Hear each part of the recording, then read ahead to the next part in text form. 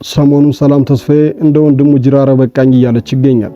በኢንስታግራም ገጿ ላይም የተላኩላትን መልእክቶች በቀጥታ እያጋራች ትገኛለች። ታዲያ ይህንን ጉዳይ ወደ እናንተ ልናደርሰው ስናስብ አንድ ሐሳብ መጣልን።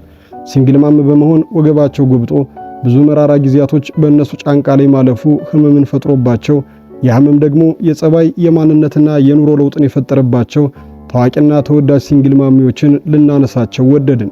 ዝና፣ ገንዘብ፣ ውበትና ሌላውን በንብርክክ የሄደላቸው ሲንግል ማም የሆኑ አርቲስቶች ከገንዘብ ከውበት ውበት ያልጎደላቸው በገንዘብ በዝናና በውበት ተጎትቶ የማይመጣው ጤነኛ ትዳርን ግን አጥተውታል። የቤተሰብን ወግም አልታደሉትም። እናትነታቸው በጤነኛ ቤተሰብ የታቀፈ አይደለም። ልጆቻቸው በተመሳሳይ ጊዜ እናትና አባታቸውን የማግኘት መብት ተነፍገዋል። እድል ሲንግል ማም ከምትባለው እናታቸው ጋር እንዲያድጉ ወስናባቸዋለች። ለጥቂት ደቂቃዎች አብራቸውን ሲዘልቁ ልጆቻቸውን ብቻቸውን የሚያሳድጉትን ሲንግል ማም የሆኑ አርቲስቶች ማንነት ጠቅሰን ልጅን ብቻ በማሳደግ የተቃኘውን ህይወታቸውን እየዳሰስን እንዲታወቁ ያደረጋቸውን የጥበብ ህይወታቸውንም ከሲንግል ማምነታቸው ብዙ ሳንርቅ በጥቂቱ እንቃኛለን። የሰሞኑን የሰላም ተስፋዬን ጉዳይ እናነሳዋለን። እናንተም ስለ ሰላም ተስፋዬ ምን ታስባላችሁ? ሰሞኑን አድናቂዎቿ ባሏ ተስማማላችሁ ወይስ የተለያየ አመለካከት ነው ያላችሁ? ከተዘረዘሩት አርቲስቶችስ ለማን የተለየ መውደድና አድናቆት አላችሁ? ሐሳባችሁን በኮሜንት እያጋራችሁን እስከ መጨረሻው አብራችሁን ዝለቁ።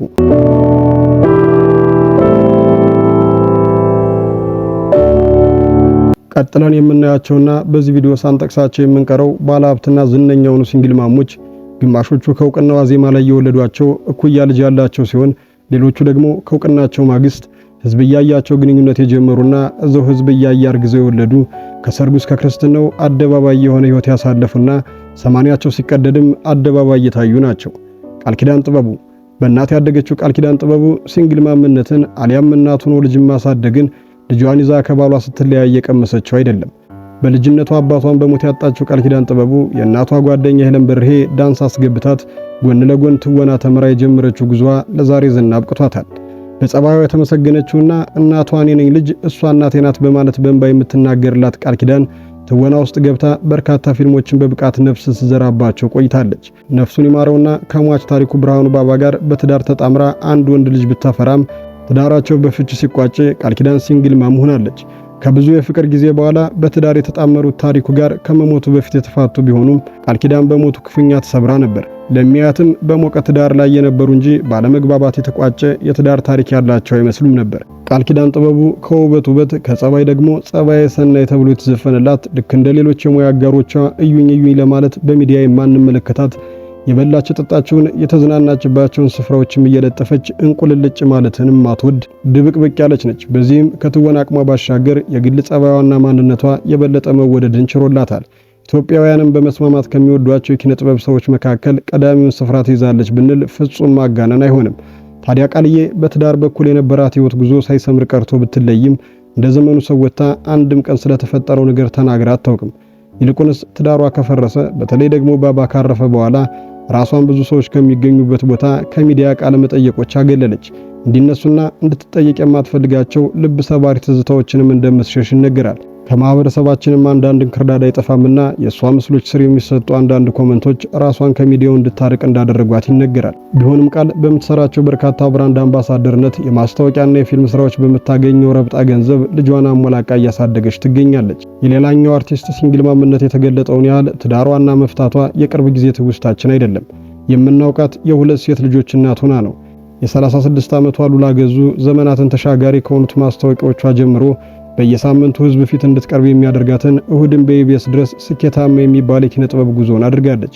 በአንድ ወቅት ሚስ ወርልድ ከሆነች በኋላ ባገኘችው የሴንሴሽን ማስታወቂያ እድል ገና በያኔው ብዙ ሚሊዮኖችን አሳፍሷታል። ሞዴል ሉላ ገዙ ከ11 ዓመት በፊት ከአንድ ከበርቴ ጋር በትዳር ተጣምራ ሁለት ሴት ልጆችን አፍርታ በኋላም በትዳሯ በፍች መቋጨት ምክንያት ሉላ ከባለ ትዳርነት ወደ ሲንግል ማምነት ተሸጋግራለች። ታዲያ ደርባባዋ ሉላ ድጋሚ ልታገባ ነው የሚል ዜና ከአንድም ሁለቴ ከሁለቴም ከዛ በላይ ቢሰማም እስካሁን አላገባችም።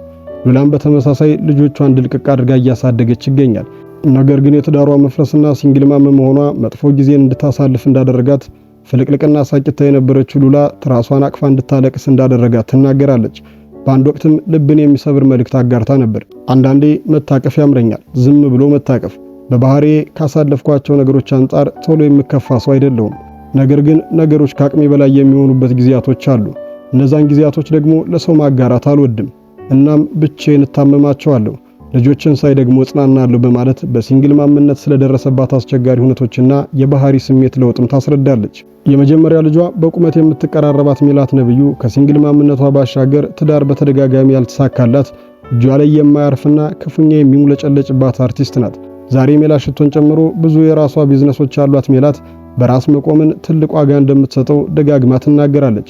ወላፈንን ጨምሮ በርካታ ፊልሞች ላይ ተወዳጅ ትወናዋን ለየት ባለው ድምጿ ሳይታ ከፍተኛ አድናቆትን በማግኘት በተደጋጋሚ ለጉማ አዋርድ እንድትሳጭም አድርጓታል። በወጣትነት የፍቅር ግንኙነት ወቅት አንዲት ሴት ልጅ የወለደችው ሜላት ወደ እውቅና ውስጥ መጣም ጀምሮ ሲንግል ማም የነበረች ሲሆን ታዲያ በልጅነቷ የወለደቻት ልጅ አባት ያልሆነውን አዲሷን ባሏን አነጋጋሪ በሆነ የሰርግ ስነ ስርዓት ስታገባ እች ልጇ ከጎኗ ነበረች። ታዲያ ይህ አነጋጋሪ ሰርግ ባልተጠበቀ ሁኔታ በመለየት ተቋጭቷል። የሰርጉ ድምቀትና የሰርጉ ፍጥነት ብዙዎችን ያስደነገጠ ነበር። ሜላት ሁለተኛ ልጇን ባረገዘችበት ወቅት ነበር ትዳሯ በፍቺ የተረታው። እናም ሜላት ከተለያየ አባት የተወለዱ 2 ልጆችን ብቻዋን እያሳደገች ትገኛለች። በክርስትና ወቅት አብሯት የታየው ባሏ ከፕሮግራም ባሻገር ባሏ እንዳልነበረ ተሰምቶ ዛሬም ድረስ ባሏ ባለመሆን ቀጥሏል። እሷም ልጆቿን ድልቅቅ አድርጋ እያሳደገች ትገኛለች። ታዲያ ሜላት በተደጋጋሚ ከደረሰባት የፍቅርና የትዳር መቋረጥ ከሲንግል ማምነት ጋር ተጣምሮ ህመሟን ስላከፈው ከእንግዲህስ በቃኝ፣ እኔ የምሞክረው ነገር አይኖርም፣ ሁሉንም ለፈጣሪ ትቸዋለሁ በማለት በሰውነት ታደርጋቸው የነበሩ ነገሮች ሁሉ ድካሟን ስላበዙ በሷ ምርጫና ፍቃድ ምንም ነገር እንደማታደርግ በስብራት ተናግራለች። ከኢትዮጵያ አየር መንገድ ሴልስነት ስራ ላይ ለፊልም ካስት ከመደረግ ጀምራ ለዛሬ ዝና የበቃችው ማህደር አሰፋ ሌላኛዋ ሲንግል ማም ናት። የመጀመሪያ የፍቅር ጓደኛዋም ወደ ፊልም ያንደረደራት የአየር መንገድ ስራ ላይ ሳለች ነበር የተዋወቀችው። ታዲያ በርካታ ፊልሞች ላይ በብቃት የተወነችውና በሙሉ ዓለም ታደሰ ጠቋሚነት በዳይሬክተሩ ካስት ተደርጋ በሰራችው ሰው ለሰው ድራማ ከፍተኛ ዝናና መወደድን ያተረፈችው ማህደር በዚህ ስራ ላይ ሳለች በሻላ ሙዲን አይን ውስጥ ገብታ ልጅ እስከ መውለድ መድረሷ የአደባባይ ሚስጥር ነው። የሆነ ሆኖ ማህደር አሰፋም ሚሊዮነር ታዋቂና ተወዳጅ ከመሆኗ ባሻገር የአንድ ወንድ ልጅ እናትና ሲንግል ማም ናት። የማህደርን ህይወት ብዙዎች በልባቸው ይመኙታል። ምን አለ የሷ እድለኛንም ባጋጠመን ይላሉ። ነገር ግን ከጀርባ ነገሮች በተባለው ልክ በደስታና በሐሴት ብቻ የተሞሉ አይደሉም። ብዙ ነገሮችን እንዳሻው ማድረግ፣ የፈለገችው ቦታ መገኘት፣ ቃለ መጠየቆችን መስጠት፣ በሶሻል ሚዲያ መታየትም ሆነ ሌሎች ሰዋዊ የሆኑ ነገሮችን ለማድረግ መቆጠቧን በድርጊቶቿ መረዳት ይቻላል። ምናልባትም በሯን ዘግታ ያነባችውን እንባ የሚያውቁት ፈጣሪ እሷና በእንባ የራሰው ትራሶቿ ናቸው። በመጨረሻም የምናገኛት ሰላም ተስፋዬ ናት። ሰላም ተስፋዬ ትዳሯና የልጅ እናት መሆኗ መፋታቷም ጭምር አደባባይ ነው። ገመናችሁንና የግል ጉዳያችሁን ሁሉ አደባባይ አታስጡ የሚባል ነገሩም ለዚህ ነው እስክትባል ድረስ አደባባይ ተሰጥቶ በነበረው ግንኙነቷ አንድ ወንድ ልጅ አፍርታለች። ታዲያ ትዳሩ በፍቺ ሲጠናቀቅ ሰላም ብቻዋን ልጇን ማሳደግ ጀመረች።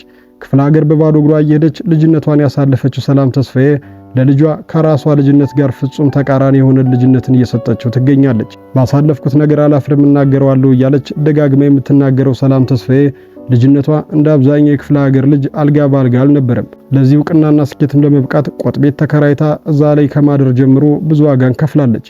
የከፈለችው ዋጋም መና አላስቀራትም። ልጇን ያለ አባት እያሳደገች ከመንደላቀቅም አልፎ ሌላ ስያሜ የሚፈለግለት አይነት ኑሮ ታኖረዋለች። ሲንግል ማም መሆን ለሰላም አዲሱ አይደለም። ጠንካራ ሴት ሆና ልጅን ለብቻ ማሳደግን ስታድግ ታውቀዋለች። እናቷ ብቻዋን ያሳድጓት። ሰላም ሴት ልጅ በራሷ ጠንክራ መቆም ትችላለች ስትል ደጋግማ ትናገራለች። በንግግርም አታበቃም። በብርታት ብቻዋን ቆማ ራሷን ያጀገነች ሴት ናት።